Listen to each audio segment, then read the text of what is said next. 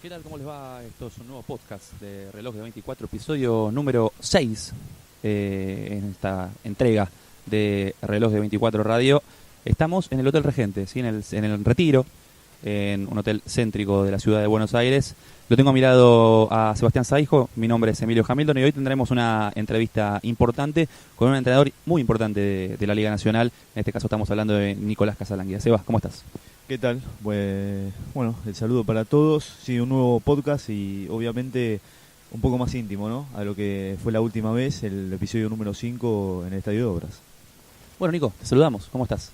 ¿Cómo estás, Emilio? Bueno, Sebastián, gracias por la invitación y, bueno, muy bien, acá en Buenos Aires a la espera del partido de Boca de esta noche. Muy bien. Estudiaste en Los Ángeles, ¿no? Estudié en Los Ángeles. Estaba chequeando un poquito tu historia. ¿Qué sacaste de esos momentos? Tanto del estudio, ¿sí? En una ciudad de primer nivel, en una ciudad que respira básquet, ¿no? También en un país que respira básquet. Uh-huh. ¿Qué sacaste de ahí? Porque también jugaste en el equipo de la universidad. Uh-huh. ¿Qué sacaste de ahí para ser entrenador? Bueno, en principio, sabes que es una experiencia que capitalicé mucho más con el tiempo que en el momento inmediato que la fui viviendo, porque hoy considero que fue una experiencia sumamente rica a nivel personal y profesional también, porque si bien en ese momento era un adolescente, me fui con 16, 17 años, pero fue una experiencia sumamente valiosa en cuanto al crecimiento cultural, en cuanto a la capacidad de adaptación a nuevas circunstancias, al entendimiento de las culturas y las idiosincrasias de otros países.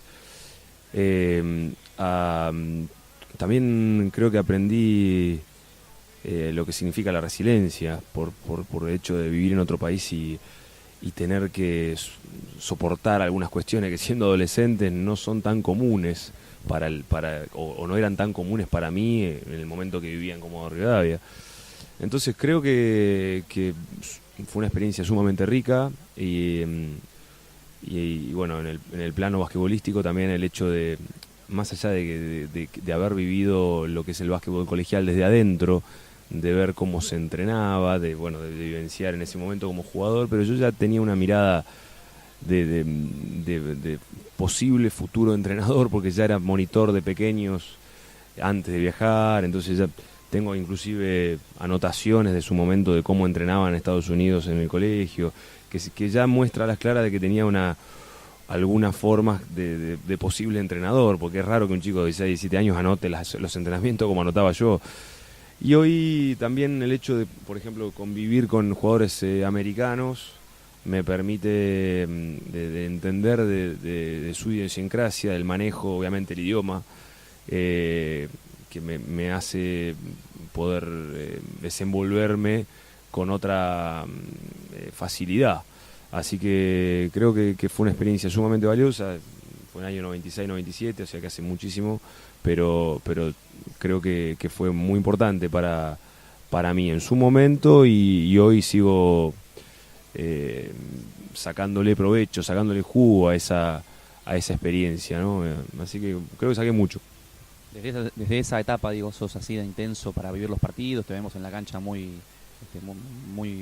movimiento constante, quizás a veces pasado de revoluciones, ¿no? Pero bueno, es como lo vivís vos. Ya de chico, cuando ya te proyectabas como entrenador, cuando sabías que querías eso, ¿eras así? Sí, ¿sabés que me parece que es más una forma de ser que una cuestión de la posición que uno ocupa? Yo en realidad quise ser abogado antes de ser entrenador y fui a estudiar a Córdoba y estudié 3 años y me imagino que si hubiese sido abogado quizá hubiese sido un abogado pasional y también efusivo, tendrá que ver con mis raíces italianas, qué sé yo, ¿no? Es una cuestión de una forma de pensar, una forma de vivir y lo traslado a mi profesión como lo trasladaría a cualquier otra. Y también, y siempre lo viví así, inclusive ayer que jugamos en Comodoro, o antes de ayer jugamos en Comodoro, recapitulaba un poco la historia y si bien me enfrentaba con un entrenador joven que había hecho también sus primeros pasos conmigo en gimnasia, como Martín Villagrán, y lo veía él con su efusividad, y también me recordaba mis comienzos, ¿no? Que quizá eran mucho más efusivos que hoy, pero creo que tiene que ver con una cuestión de personalidad y de forma de vivir, ¿no? No soy un tipo pasivo ni que espera que las cosas le lleguen, y eso creo que lo traslado a la profesión. Y lo disfruto. A veces me preguntan, hace poco me preguntaba un amigo si no me generaba eso salir de la concentración que implica mi función. Y la verdad es que siento de que cuando entro en los trances competitivos y logro ese nivel de efervescencia, para llamarlo de alguna manera, me siento que estoy pleno. No considero de que estoy... de que eso me permite correrme del lugar que ocupo, de lo que tengo que hacer. Te sentís vivo, digamos. Me siento pleno en el momento de la conducción. Es un momento donde yo no siento que eso me afecte ni me dé más fortaleza ni más debilidades, sino que siento que es el trance competitivo que me lleva a estar de esa manera, y me siento bien. Y te digo que inclusive estoy tratando, obviamente que uno con el tiempo, con la cantidad de partidos y con la cantidad de años, creo que uno va modificando algunas conductas porque somos humanos, y sí creo que el estado neutro de la mente, o el estado de autocontrol para dirigir los partidos, también creo que es importante por el equipo, por tus jugadores, por el staff técnico, porque también transmite, ¿no? Entonces, no es algo que me enorgullezca, te digo, la efervescencia a la hora de dirigir, pero sí es un estado natural. ¿Qué te quedó de aquellos estudios allá en Los Ángeles? Digo, ¿fueron valiosos también para vos? Sí, sin duda, fue muy valioso en muchos aspectos. En principio porque primero no sabía nada de inglés, me fui sin saber una palabra, era un mal estudiante de colegio secundario y no había ido nunca a un instituto, y me gané una beca y para jugar tenía que aprobar, porque de esa manera se maneja en Estados Unidos. Entonces yo sabía que si no aprendía el inglés en corto plazo no iba a jugar, porque me lo habían dicho así en la escuela. Entonces de repente me encontré el primer día en una clase de gobierno americano o de economía americano, que iban todos mis compañeros de la edad, y sin saber hablar una palabra me encontré en una situación de tener que adaptarme a algo totalmente distinto, a un idioma distinto, estando solo, y tenía que con urgencia aprender el idioma. Entonces, partiendo desde ahí, que en 3 meses o en 2 meses y medio pude hablar el inglés como para desenvolverme con naturalidad y poder aprobar las materias, teniendo que estudiar en inglés, de memoria al principio, ¿no? Porque me permitían esto, era una particularidad que me permitió el colegio, de poder tener errores ortográficos o errores en la gramática, pero no errores conceptuales. O sea que tenía que estudiar muchas veces de memoria, con diccionarios al lado, pero tenía que rendir y tenía que aprobar para poder jugar. Así que en ese sentido era una adversidad que tenía que gestionar como adolescente, ¿no? Porque era la ambición mía, el anhelo era poder jugar en su momento, pero tenía la limitación del idioma que había que transformarla. Así que creo que partiendo de todo lo que eso conlleva, ¿no? Porque si vos lo ves como una cuestión idiomática, no es un problema tan grande. Pero si vos te pones a pensar que era la gestión de un problema que tenía que resolver a corto plazo, estando solo y siendo adolescente, y buscando cumplir un anhelo que tenía, es un contexto que te lleva a una exigencia linda y te desafía para ver si estás preparado para hacerlo. Así que en ese sentido, muy interesante. Y después fueron estudios secundarios, o sea, terminé la escuela secundaria ahí y fue un pantallazo totalmente distinto de entender, bueno, un poco del gobierno, de la economía americana, de la parte civil estadounidense, y ellos te preparan mucho para el tema del profesionalismo, porque es como que te generan los test vocacionales en el último año de la escuela secundaria para ver en qué te vas a desempeñar en tu vida. Y en ese sentido es interesante, y hoy tengo 3 hijas, culmino con la idea de que si tuviese la oportunidad, no a Estados Unidos, porque no es la idiosincrasia que me gustaría enviarlas, pero si tuviese la oportunidad de enviar a mis hijas a otro país, Australia, Inglaterra, a estudiar idioma y aprender y a vivenciar esto de adaptarse a otra idiosincrasia, a otra cultura, creo que lo haría sin lugar a dudas, porque son experiencias sumamente interesantes. Digo, ¿no estás de acuerdo con la idiosincrasia estadounidense? pero la cultura, digo, en eso te ayudó mucho lo que decías recién con los americanos, digo, a entenderlos, ¿no? A los norteamericanos que vienen a jugar acá, porque es distinto, digo, los jugadores nacionales con los norteamericanos, la cultura, el día a día, ellos tienen otra manera de vivir, digo, eso también te ayudó a entenderlo, digo, cuando venías acá, cuando vienen jugadores, algunos dicen que no se adaptan, viste, con la adaptación, por ese lado. Sí, en principio no es que no esté de acuerdo con su idiosincrasia o con su cultura. No enviaría a mis hijas a Estados Unidos porque considero que me gustaría que tengan una educación de otros países y no de la que emana Estados Unidos. No por algo en especial, sino porque me gustaría que conozcan otra realidad. Y después creo que sí, evidentemente el hecho de vivir allí te permite el entendimiento de alguna manera de su forma de pensar, o sea, te permite ser un poco más empático con los extranjeros.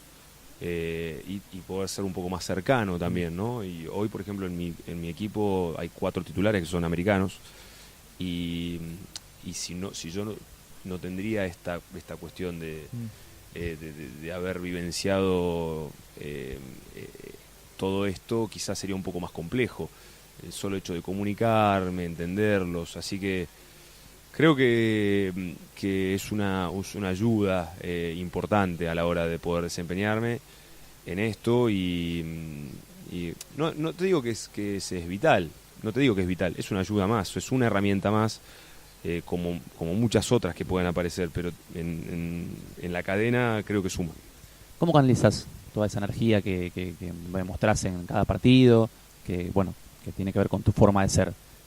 ¿La canalizas de alguna manera o simplemente te sale así y no tenés necesidad de repente correrte a un espacio más de introspección y canalizarla por ahí? No, en realidad no necesito canalizar energía, siento que es una parte de la personalidad, ¿no? La verdad que estoy muy bien con ello. Sí, tengo ciertos hábitos que considero que están buenos, que forman parte de mi cotidianidad, como la actividad física. Soy un tipo que disfruta de la actividad física, siempre lo he hecho y lo sigo haciendo, y creo que es una manera de armonizar también mi energía, para decirlo de alguna manera. Pero y también me gusta mucho leer, creo que es algo que es una actividad cognitiva que bueno, como a muchos nos permite desarrollarnos y entrar en otros planos y eso es algo que siempre he sostenido, destacado, lo sigo disfrutando mucho y en esta etapa creo que la estoy profundizando, así que es algo que de alguna manera me armoniza un poco el tema deportivo que es tan exigente, ¿no? Eso me permite estar en un lugar más equilibrado. ¿Y qué opinás de esta nueva era de redes sociales? Digo, por los jugadores, ¿no? Más que nada, redes sociales y todo lo que se maneja, que hoy, no sé, están comiendo, están todos con el celular, ¿no? Mientras están comiendo, digo, ¿cómo te llega vos? Porque vos sos de la época del 95, no existía todo esto, ¿no? Digo. Sí, aclaremos que no soy nacido en el 95. No, soy de la época del 95, digo, cuando estabas allá en Los Ángeles, digo que... Y bueno, en esa época recién aparecía... Yo empezaba a aprender internet y a mandar mails en esa época y claro. Empezaban a existir los primeros chats y en el año 95 en Estados Unidos, claro. Y bueno, son las realidades que van... que la sociedad va incorporando, que la tecnología va evolucionando y nos pone al ser humano en una situación de adaptación permanente y también creo yo de tener la suficiente capacidad como para saber convivir sin que ello afecte, ¿no? Porque creo que hoy los teléfonos ya son adictivos, las redes sociales de alguna manera, sea la red social que sea, nos hacen un poco estar pendientes permanentemente y creo que eso de alguna manera es nocivo por todo lo otro que uno se puede perder en caso de no entender de que la buena utilización de la red social, ¿no? Porque y eso intentamos por lo menos con los equipos trasladarlo en algunos espacios.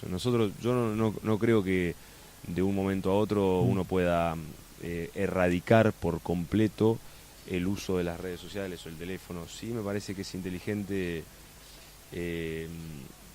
concientizar y hablarlo. Hay momentos donde la comunicación, nosotros vivimos comunicados con el teléfono permanentemente, pero subcomunicados interpersonalmente, porque la comunicación interpersonal ha bajado. O sea, nosotros tenemos menos comunicación de juntarnos a conversar con amigos y de reuniones sociales que la cantidad que tenemos con las redes y con el teléfono.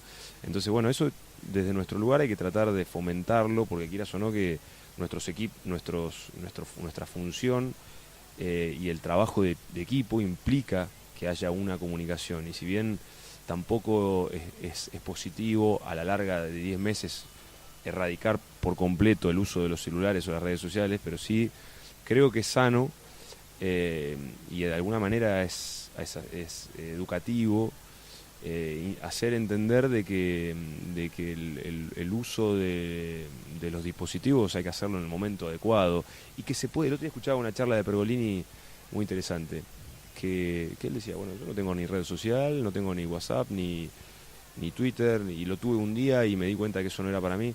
Se puede vivir sin WhatsApp, se puede vivir sin redes sociales, y inclusive hay gente que es muy feliz sin el uso de las redes, pero que encuentra felicidad o actividad y pone su energía en otros lugares. Pero parece como que hoy es tan natural, tan normal, que chicos de 8 años ya están con sus dispositivos y que no dejan de usarlo. Entonces creo que lo interesante en esto es hacer entender a las jóvenes generaciones de que hay tiempo para todo y que se pueden utilizar las redes y los dispositivos sin que sea esto una adicción. ¿Qué vino después de estudiar en Los Ángeles? ¿Te volviste y con qué panorama te volviste? Digo, llegaste de vuelta, digamos, te viniste para Argentina y ¿qué pensabas que iba a ser tu futuro en ese momento? Y en realidad cuando volví estaba convencido de que me iba a ser muy difícil ganarme la vida jugando al básquet, ya entendía de que no tenía el talento suficiente como para disfrutar de esto por largo plazo, y sí me aboqué a los estudios y en principio me fui a estudiar a Córdoba Derecho. Consideré que esa era la carrera que quería continuar y estuve 3 años allí y me parecía que eso era lo que me gustaba. Y de hecho me iba bastante bien en la carrera, y siempre seguí jugando, seguí enseñando básquet como un hobby, ¿no? Hasta que un día yo vivía con un chico que era músico, y una historia bastante especial porque vivíamos los dos en un departamento muy chico, bien en la Cañada de Córdoba, y un día mi compañero me encuentra a 3:30 de la mañana. Yo estaba estudiando supuestamente Derecho Civil para rendir un parcial en 3 o 4 días, y me encuentra a 3:30 de la mañana, abre la puerta y me ve en un vidrio que yo tenía donde hacía todas las anotaciones de las materias que estudiaba. Me ve haciendo una charla técnica, solo, yo en el departamento, con los fibrones, haciendo una charla técnica para supuestos jugadores que estaban en su momento. Me dice, vos no estás bien, me dice, vos estás estudiando Derecho, pero no estás bien, algo mal en vos. Y empezamos a hablar de ese tema, y la verdad que era un hobby que no era un hobby, era una vocación que yo no había querido explotar porque consideraba que era solamente una etapa de mi vida. Entonces, bueno, del regreso de Estados Unidos pasé por Derecho y después me volqué por completo a la docencia, porque ahí me cambié al profesor de Educación Física para intentar ser el mejor entrenador posible. Con ese objetivo me incliné a la docencia y bueno, me resultó sumamente gratificante estudiar en el profesorado, convertirme en un profesor, porque eso también me ayudó en la parte pedagógica, en la parte didáctica, para poder educar, porque en principio yo tenía mi búsqueda era ser entrenador y trabajar con gente, ser útil para gente, ese era mi objetivo, ¿no? Después no sabía si iba a dirigir Liga Nacional, si iba a dirigir minibásquet o si iba a trabajar con chicos con capacidades diferentes, pero sí quería ser útil y quería educar. Así que el cambio fue positivo, pero sí tenía muy claro de que quería estudiar, que ese era que el conocimiento era lo que me despertaba entusiasmo, que quería incorporar conocimiento, y de hecho cuando terminé la carrera de profesorado, seguí quedándome con la idea de que me faltaba incorporar información, incorporar conocimiento. Estuve vagueando por algunas otras facultades, hice historia, quise hacer sociología y fracasé en varias. Pero bueno, fueron otros fracasos de mi vida que me hicieron bien también, ¿no? Que me demostraron que tenía ganas de seguir incorporando cosas. Así que no solamente fue básquet. Volviendo a los extranjeros, antes decías que hoy tenés 4 titulares, ¿no? en el equipo. Antes quizás era el escolta, el anotador y quizás el 5, ¿no? El pívot. ¿Te acostumbras a ese cambio? A ese cambio de ver prácticamente todo el equipo plagado de extranjeros, o todavía es algo que lo tomás como algo, no sé si extraño, porque están en la cancha en realidad, pero ¿cómo lo tomás? Mira, a mí, si lo canalizamos por el plano de búsqueda o de idealización de básquet nacional, a mí no me gusta ver tantos extranjeros, me gustaría ver más nacionales dentro de una cancha. Una cuestión de gustos y una cuestión de provocar el desarrollo, de que el desarrollo del básquetbol argentino esté más plagado de nacionales que de extranjeros. Ahora, después también disfruto, por otro lado, de poder tener distintas herramientas dentro del equipo con distintas virtudes. Al menos en mi equipo en este momento, los 4 extranjeros que nosotros tenemos tienen capacidades atléticas, son versátiles, entienden el juego. Y por otro lado, lo disfruto un montón de dirigir los americanos que tengo. También entiendo de que uno si quiere, que nuestra profesión es de entrenador, y hoy me toca dirigir a Atenas en la Liga Nacional. Y si el día de mañana me toca dirigir en Finlandia o en cualquier otro país, tengo que tener la capacidad para adaptarme a dirigir extranjeros que esa liga lo requiera, ¿no? que esa liga lo permita. Entonces, lo tomo con naturalidad, me gusta, porque es parte de lo que uno disfruta en la función, el hecho de convivir con seres humanos, convivir en equipos de trabajo, y yo no le miro el pasaporte a los jugadores cuando estamos en un partido, en la previa del partido, ya está, son de Atenas, tienen el escudo de Atenas y es lo que más vale, y si ganó títulos o es de Estados Unidos o argentino, ya está, ya no hago diferencias. O sea que yo hoy disfruto 100% de los jugadores que tengo, estoy orgulloso de dirigir extranjeros comprometidos, y eso ha ido variando. En otras épocas parecía que el extranjero no tenía el compromiso que tenía el nacional, y hoy es totalmente errado, está lejísimo de la realidad. Hoy al menos nuestros extranjeros son los primeros en llegar y los últimos en irse, los que más trabajan fuera de horario. Entonces creo que ese sentido lo disfruto un montón, tener a Mellince, que es un campeón mundial dentro del equipo, y ver la ambición que continúa teniendo, y a Sims con un grado de liderazgo dentro de un equipo argentino, es particularidad, pero lo disfruto de buena manera. Así que hoy te diría que no me es difícil interpretar esta realidad. Hay entrenadores que hablaron de vos, ¿sí? Hay 2 entrenadores que seguramente conoces muy bien. Vamos a escuchar primero a Fernando Bro, lo vamos a escuchar, que está en Venezuela en este momento. Te voy a pedir a ver si te pones auriculares para escucharlo bien a Fernando. Bueno, habló de vos y bueno, dejó algún mensajito sorpresa. Bueno, Nico Casalánguida, un gran profesional, con una gran formación, una gran personalidad, creativo, y uno de los entrenadores con mayor proyección internacional a futuro, y obviamente desarrollando una carrera muy importante a la fecha, y en vías de desarrollar mayores cualidades, así que realmente me alegra mucho, obviamente, todo su crecimiento, todos los logros que ha conseguido en este corto plazo todavía, porque tiene una gran carrera por delante, así que realmente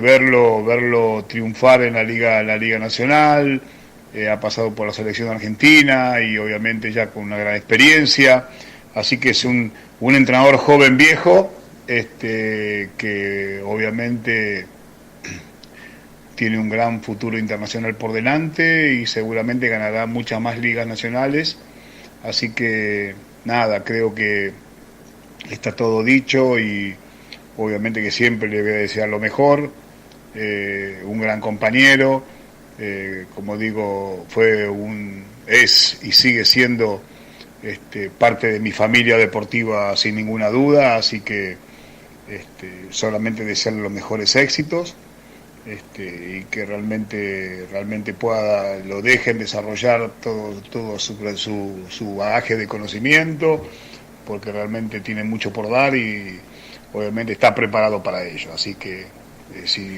saludarlo y desearle los mejores éxitos para el 2018. Bueno, ahí estaba Fernando, un amigo, ¿no? Me imagino, además de ser un colega. No, un amigo y más allá de la amistad que nos une, él ha sido un mentor en cuanto a mi inclusión en el básquetbol profesional. O sea, yo tuve la grata posibilidad de acompañarlo en un proceso del Gimnasia campeón del 2005 al 2007-2008. Y lo agarré en un momento, o pude acompañarlo en un momento de alto nivel para él, después de un viaje, de haber estado fuera de la competencia porque se estaba capacitando en Italia. Su regreso a la Argentina fue triunfal y me tocó acompañarlo, y él me dio una alternativa que no hubiese sido, no era fácil darla, porque yo era un entrenador, todavía era entrenador de formativas, estaba dentro del club y él confió en mí, se fijó en mí, me dio el lugar, me dio la oportunidad y me exigió. Y hoy con el tiempo eso lo valoro en demasía. Su exigencia me mejoró.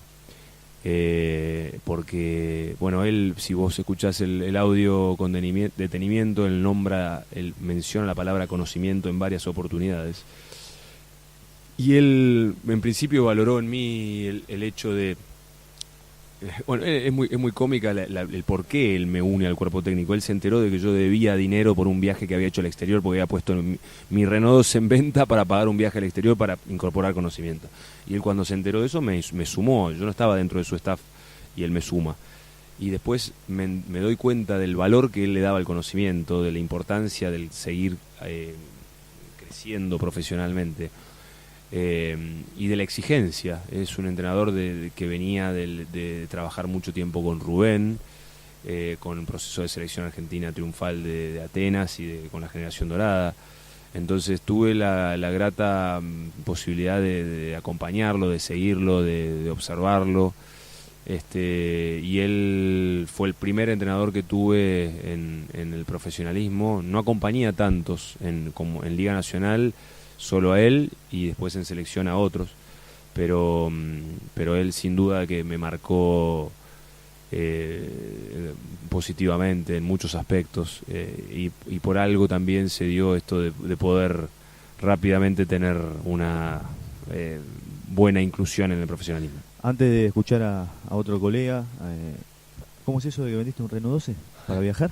Yo no lo sabía, no sé si vos lo... Año 2004, yo estaba entrenando formativas en Comodoro, en minibásquet, y me fui un mes a Europa, todo enero, y me fui del 22 de diciembre hasta el 22 de enero, ponele, a hacer una gira por Europa, a ver a Escariolo, a Pablo Lasso, que estaba en Valencia, a Rubén, que estaba en Varese, a hacer unas clínicas en Madrid. Bueno, parte de lo que uno siempre intenta de crecer en los momentos que puede.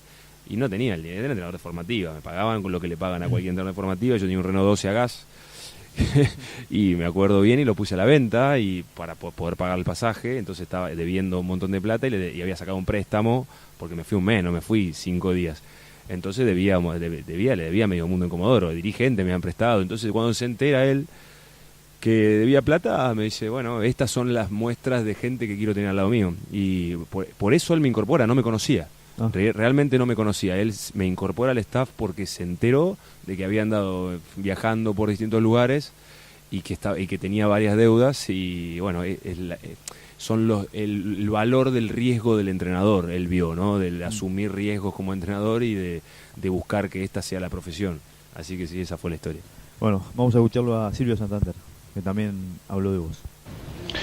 Bueno, me parece que Nicolás es uno de los mejores entrenadores del país, claramente. Lo viene mostrando ya hace varios años en distintos proyectos, que me parece que es lo que resalta la tarea de un entrenador, no solamente hacerlo en un lugar, sino en diferentes organizaciones. Y me parece que la propuesta de juego siempre es atractiva. Son equipos que intentan todo el tiempo correr, competir, jugar ordenados y al mismo tiempo esa libertad que tienen que tener los jugadores para desarrollar. Así que me parece que bueno, que es algo que lo está distinguiendo en su carrera y que seguramente le esperan cosas buenas por venir. Claramente uno de los entrenadores ya con mucho presente y con mayor futuro para nuestro básquet, y son de los que ojalá nuestro estamento pueda verlos el día de mañana en una liga de otro país y en lo más alto que se pueda. En una liga de otro país, decía Silvio. Bueno, en principio, Silvio, ¿qué representa? Bueno, Silvio es hoy uno de los mejores entrenadores del país ya hace un tiempo. Y parece que uno parece ser un latiguillo, ¿no? Cuando uno dice esto, pero la verdad es que Argentina tiene muy buenos entrenadores, hay muchos buenos entrenadores y creo que nuestro estamento ha evolucionado y ha crecido y él ya es un referente de los entrenadores argentinos, por eso el lugar que ocupa, por eso sigue siendo parte de la Confederación Argentina, por eso estuvo hasta hace poquito como asistente full time de la selección, por eso sigue ocupando los lugares de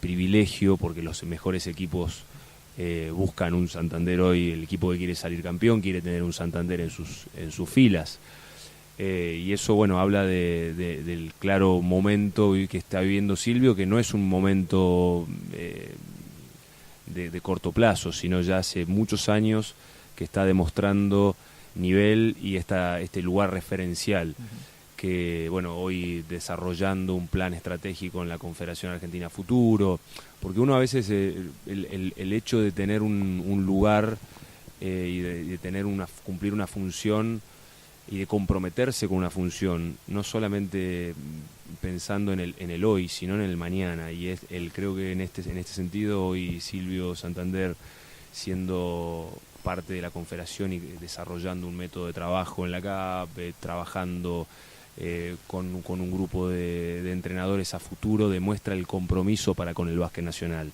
y eso es involucrarse.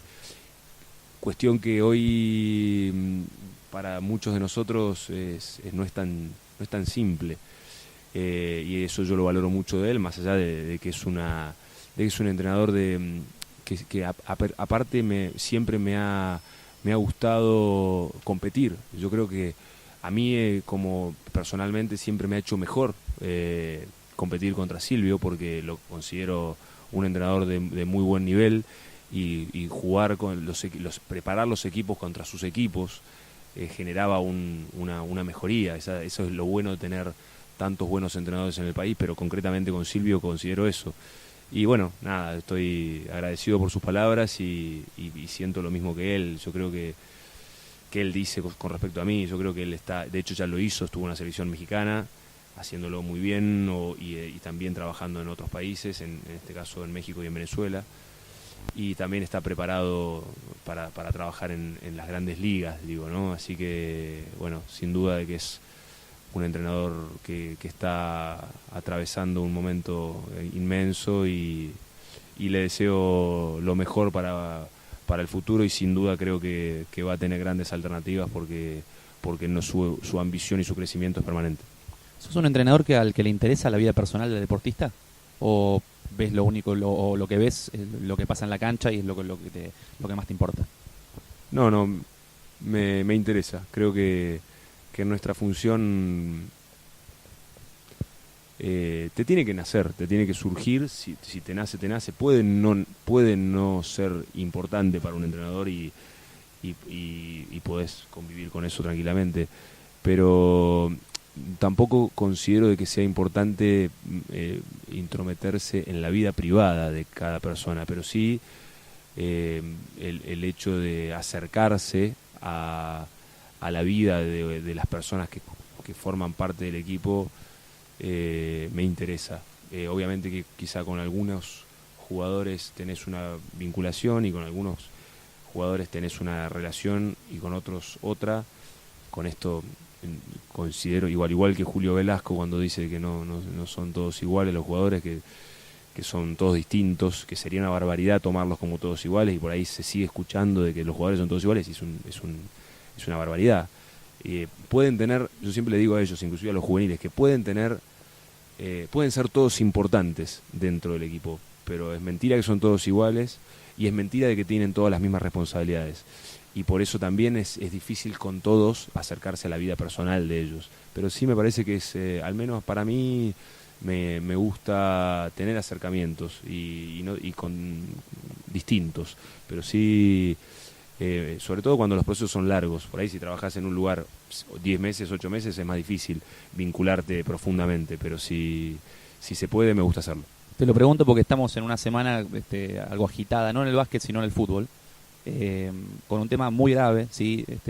Y es recurrente en varios jugadores de fútbol, esto que tienen van a la justicia por diversas cuestiones que pasan fuera del ámbito deportivo. Seguramente estarás informado respecto del tema. Temas graves que implican una cuestión social, ¿no? Una realidad, la verdad, nefasta que vivimos. ¿Vos cómo reaccionarías en esos casos? Bueno, no me ha tocado tener un jugador que tenga abierta una causa penal por violencia de género, como es el caso de que estamos viviendo en la actualidad con los futbolistas. Sí considero de que uno como entrenador tiene que conducir deportistas y también intentar incorporar a los equipos, al menos en mi caso intento tener un estudio profundo de las personas que se incorporan a los equipos y que esas personas que se incorporan a los equipos tengan los mejores valores para que el equipo sea representado por gente con buenos valores. También entiendo de que uno como entrenador no es quien debe permanentemente velar por la disciplina del equipo, disciplina fuera de lo deportivo, pero sí entiendo de que es muy fino el tema de excluir a quien no ha sido sentenciado penalmente, y sí entiendo que es muy importante tener en claro que si hay abierta una causa penal por violencia de género, por maltrato, creo que hay que tomar una posición institucional muy seria al respecto, y mientras está abierta la causa creo que hay que dejar que la justicia determine qué lugar tienen que ocupar esas personas. Y bueno, en esto al menos para mí ese es mi límite, ¿no? Creo que es una barbaridad la cuestión social que estamos viviendo en cuanto a la violencia de género. Me parece aberrante, es nefasto, y detesto a quien incurra en ello, así que me sería muy difícil poder convivir en un equipo con personas que sean sentenciadas penalmente con este tipo de problemas, pero mientras tanto la justicia no lo determine, es muy difícil tener un juicio de valor. Es algo pendiente, es una deuda el hecho de ir a dirigir afuera. ¿No te mueve nada para ir a dirigir al exterior? Me mueve todo. Es un objetivo, lo anhelo, es una de las cosas que estoy persiguiendo en los últimos 3-4 años. De hecho, mi salida de Regatas de Corrientes, que Eduardo Tassano, en el momento que yo no le daba una definición, él me ofrecía 3 años de contrato para quedarme y poder hacer base y quedarme con mi familia y establecerme en una ciudad que me encanta y que me dio todo, en un club que dejé de lado la comodidad y el plano de confort por el hecho de buscar una oportunidad en el exterior.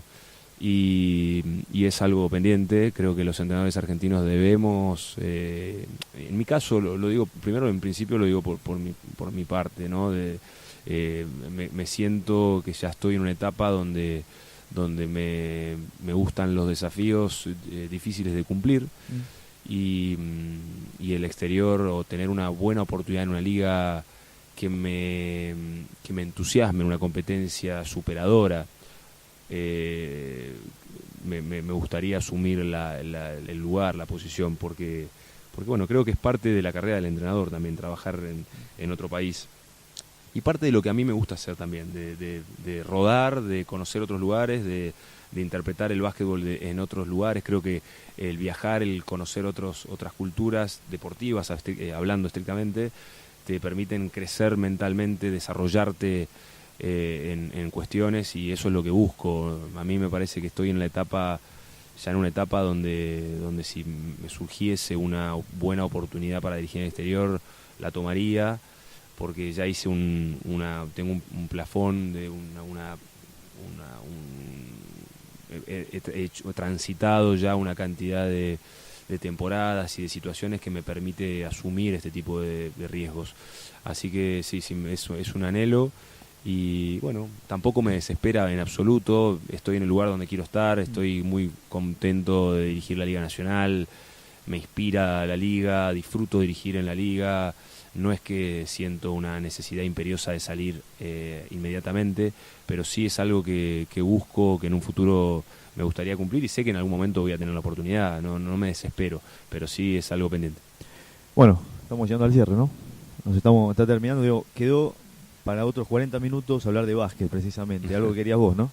No, sí, preguntarle así cortito, la selección, si te motiva a en un futuro quizás poder ser entrenador. Sí, sin duda, la selección argentina en principio es un lugar para ponerse al servicio de. Yo tuve la suerte de estar muchos años en distintas funciones y conocer la casa implica entender de que uno puede brindar un servicio, y sin duda de que, si bien hoy está muy bien conducida por un entrenador con muchísima experiencia, con muchísimos logros, y es la persona indicada para estar en este momento, si bien no es algo que me quite el sueño en el momento, pero sí, ¿por qué no? En algún momento me gustaría tener la oportunidad, pero te repito, no es algo que lo busque a corto plazo, no es algo, mucho menos de esta manera, con esta forma de